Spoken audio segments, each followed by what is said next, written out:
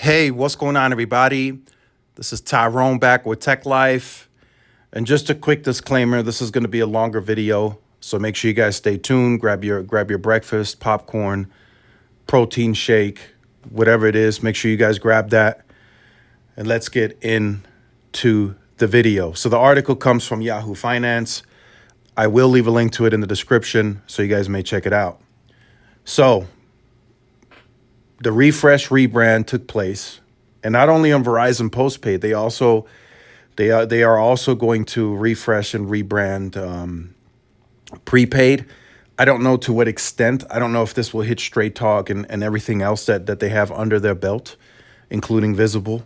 In a video long ago, for those of you who follow the channel, I've maintained the opinion that Verizon should consolidate everything on the prepaid side under Total by Verizon, which is now going to be Total Wireless, and then just have Total Wireless and Visible being the digital brand.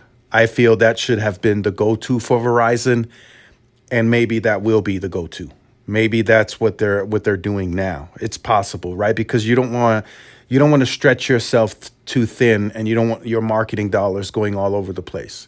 Because the other brands that you have, the Track Phone, the Straight Talk, all that other stuff, you're going to have to find unique go-to market strategies when you're already having a tough time trying to push your actual Verizon brand, go-to market. Now you have all these other brands to worry about. So I anticipate a massive consolidation in that regard.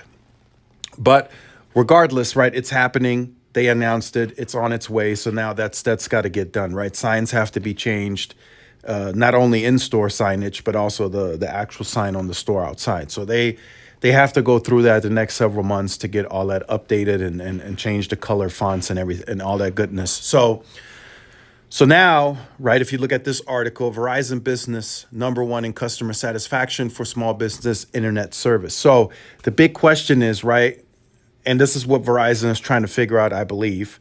What will differentiate Verizon? What will make them different, right? Is it going to be this rebrand and refresh? Likely not, right? Is it going to be a bit more exciting? Is it going to look better? Yeah, perhaps, right? Some people might like the size of the new font, and they might like the color, et cetera, et cetera. They might like it. Some are not going to warm up to it. It's really up to the individual person. But my point in this video is the only way, and this is my opinion, the only way I feel Verizon can really differentiate itself and really, be different moving forward has to be from the network side. They're not going to all of a sudden come out with this new strategic plan or plans that are going to be significantly cheaper than the competition. So they're not going to differentiate themselves that way. It's got to be the network. It's got to be the customer satisfaction. They have to build a one-of-a-kind network, right? That premium Verizon feel that everyone knows and perceives to be the best. That's where Verizon will really be the difference maker when it comes to being different versus the competition. They have to build that type of network that makes them different versus the competition. And it's on its way, right? Verizon is spending significantly higher amounts of money directly on that versus the competition. I know there aren't any statistics out there, but looking at everything, right? Looking at the CapEx, they're at 17 to 17.5 billion. You look at their Fios footprint. Yes, it's expanding within the footprint. I mean, I also saw some articles that they're starting to go into areas slowly that don't have Fios. So that would be new territory. But they're not overly aggressively spending capital on that. So it's not like they're spending 10 billion on Fios. That ain't happening, right? So majority of that CapEx now, since the fiber build is done, C-band has been largely deployed. Right now, they're just scaling, which is going to take a couple more years, I would say. But they're gaining some serious mass scale as it comes to the C-band coverage layer. So that fits into the regular CapEx, the C-band deployment. They're no longer accelerating that spend like they did at the very beginning.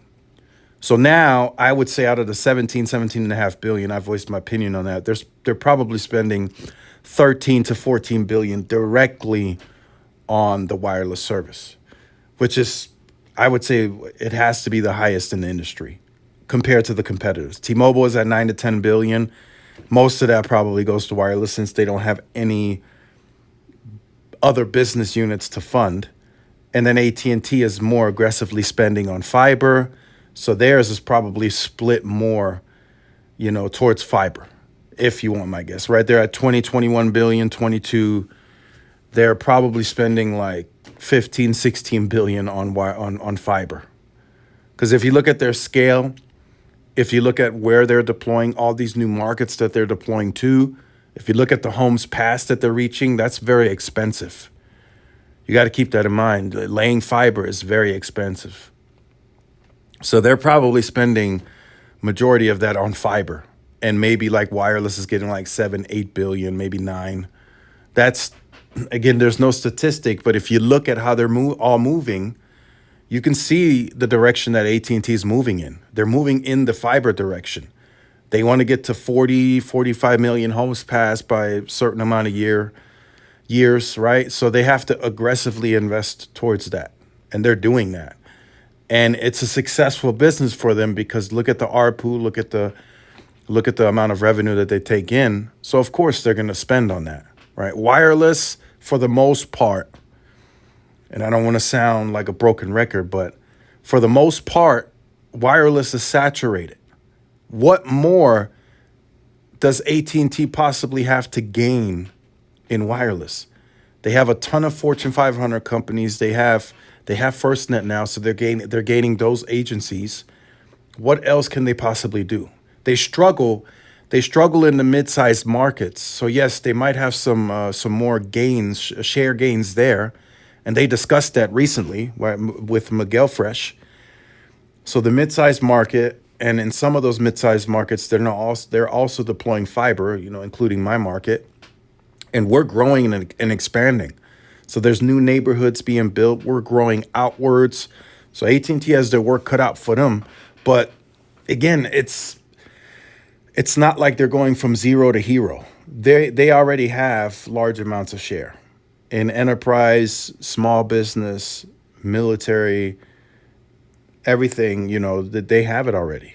So yes, they will continue growing, but it's not where the majority of the build and the money is at. It's in fiber. That's where they're trying to accelerate. That's where they're trying to grow.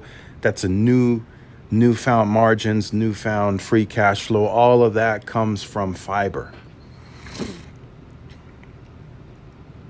So the wireless network, the most invested in the wireless network is Verizon. And that's why you see customer satisfaction number one.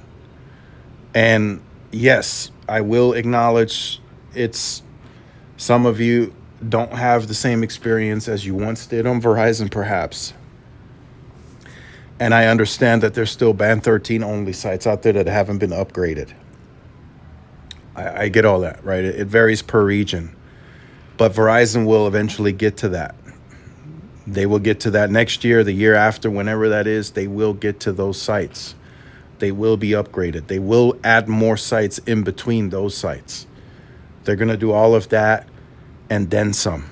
They are heavily invested right now into that wireless network, and they invest the most. I know there's nothing factual to track as it comes to black and white, but look at everything. Like I said, until T-Mobile raises capex, and I believe they will announce some of that in early fall. Verizon spends the most, significantly more, I feel. And looking at everything, right? Verizon has FWA. They want to take that to mass scale. They don't just want to use extra capacity. You can see that in the bill today. You can hear Verizon generating a ton of capacity just off of C-band. So they're looking to monetize that. Even removing deprioritization from prepaid, right? In this revamp on Total Wireless, there's no deprioritization anymore because Verizon is generating that type of capacity. So all that work All that densification work Verizon did during LTE when they had the least amount of spectrum per customer base, right? They had to densify for AWS, constantly building new sites, new sites, new sites.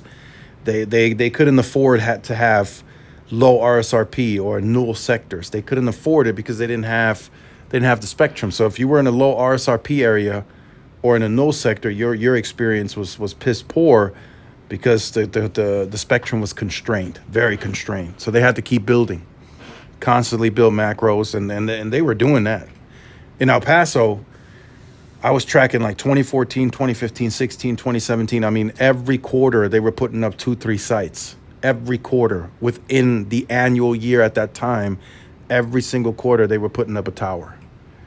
And to this day, they're still building towers, in not as aggressively, right? There might be 1 or 2 every other quarter now, but they're still building sites that aggressively. And I don't know if it's for those reasons that I mentioned, because now they got spectrum, or if it's just like literally they're trying to densify to where that coverage layer, that C-band coverage layer, you're connected to it like 99% of the time. Maybe they're trying to build coverage for that, but they're densifying like crazy in my market, and that's likely for several other reasons, right? We never had that grade of sub 2 gig holdings. We didn't have PCS in this market. AWS is only 15 by 15. They have another slice 10 by 10, but you have to aggregate. They have interference issues on 850 with Mexico. So they probably had to densify for those reasons, but they're doing it, right? So they're setting themselves apart from the competition by doing it on the network side. What you're presenting to the customer. It's your service and your product and your network. So just wanted to make that today. I just felt like a lot of people were going to question, how moving forward does Verizon differentiate themselves, right? T-Mobile is still trying to kind of do that with the value thing and cheaper price, right? If you've seen those commercial savings, T-Mobile is still trying to do that. AT&T, they're in the mix, but they really don't lead anything except fiber. They don't lead any mid-band deployments.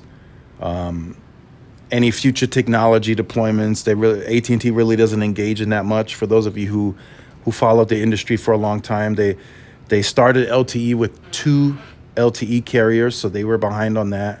They started getting really good towards the end of LTE when they started implementing all the spectrum, deploying it, FirstNet. Then they got better, and now AT&T again lags behind, and by the end of 5G, they'll probably be up there with large-scale deployments. But hell, you can make the argument that AT&T is ahead of Verizon when it comes to like SA and 5G and all that stuff. I guess you can make that argument if you want, or debate. But Verizon has their work cut out for them, and it's on the networking side. It's got to be the network. They're not going to drop pricing significantly. They're not doing that. But yeah, let me know in the comments your thoughts and opinions. Like, share, subscribe if you're new. Follow my social media outlets. This is Tyrone with Tech Live. See y'all in the next one. Peace.